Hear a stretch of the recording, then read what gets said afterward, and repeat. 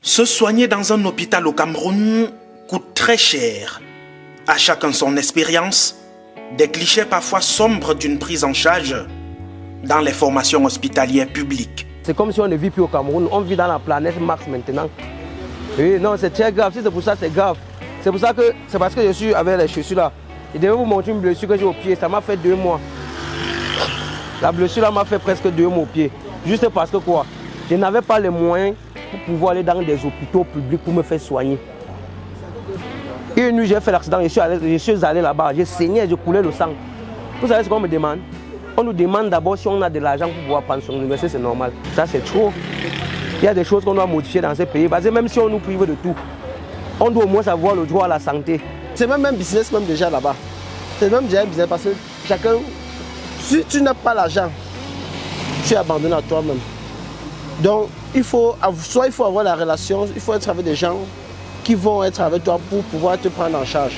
Avoir de l'argent ou mourir, un avis mitigé. Dans les hôpitaux publics, les prix sont très abordables. Pour la classe moyenne au Cameroun, c'est mieux. Quand tu as un petit souci là, si tu as un hôpital de district près de toi, mieux tu te diriges là-bas que d'aller dans un hôpital privé où là, rien que la consultation, ça va te coûter 10 000, 7 000. Pourtant au district, c'est 600, le carnet de concession. Moins cher, mais on dirait un pansement sur une plaie infectée. D'une façon ou d'une autre, c'est cher. Vous comprenez un peu? D'une façon, l'État sait que non, ce n'est pas, c'est même gratuit. Mais sur le terrain, ce n'est pas ça. Tu parles, peut-être tu n'as pas l'argent, tu meurs. L'État sait qu'on doit prendre en charge, on va te prendre en charge normalement. Mais tu parles, si tu n'as pas l'argent, tu meurs. Question plus pratique, combien coûte par exemple le traitement du paludisme, le Cameroun étant une zone endémique? Lorsque justement j'avais mené une étude avec le Centre Pasteur où je travaillais à l'époque, nous avons pu estimer le coût de traitement d'un cas de paludisme qui est justement de 50 000. C'est-à-dire que c'est la maladie la plus courante, donc qui se traite à 50 000. Donc on peut facilement comprendre que le barème soit mis à 50 000 parce que c'est en fait pour le traitement d'une maladie la plus retrouvée dans la société. Un montant très élevé pour une maladie moins contraignante en matière de prise en charge, 50 000 francs CFA en moyenne, dans un pays où le SMIC est de 36 000. Cependant, pour un cas de paludisme grave, le système de santé supporte près de 75% des frais de soins. Et le coût global du traitement d'un cas de paludisme à l'hôpital est pratiquement d'environ 300 000 francs.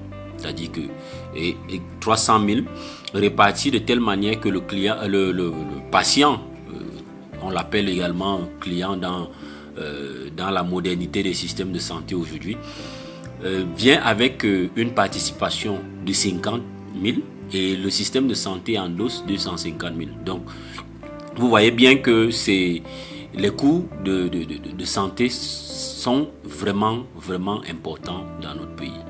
L'une des solutions pour réduire les coûts, l'assurance santé.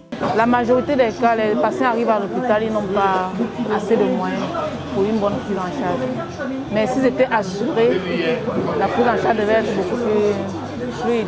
Tu es une assurance maladie, le fait que tu viens d'abord, on prend soin de toi d'abord, là c'est encore bien. Là encore, il faut diagnostiquer le système d'assurance. Vous savez comment notre pays est. Une assurance maladie est préférable dans des pays développés, dans des pays où il y aura il peut même dire des lois qui doivent être derrière les assureurs là pour qu'ils puissent prendre soin de leurs patients. Il ne suffit pas de faire l'assurance maladie. Hein. Oui, tu peux faire l'assurance maladie, après tu meurs à cause de la maladie. Hein.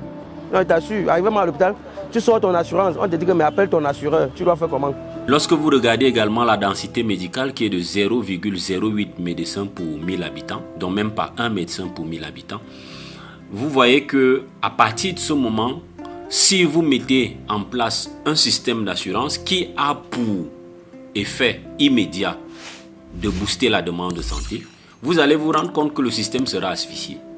Donc, tant qu'il y a un déséquilibre entre l'offre de soins et la demande de soins, il ne faut pas s'aventurer à ça.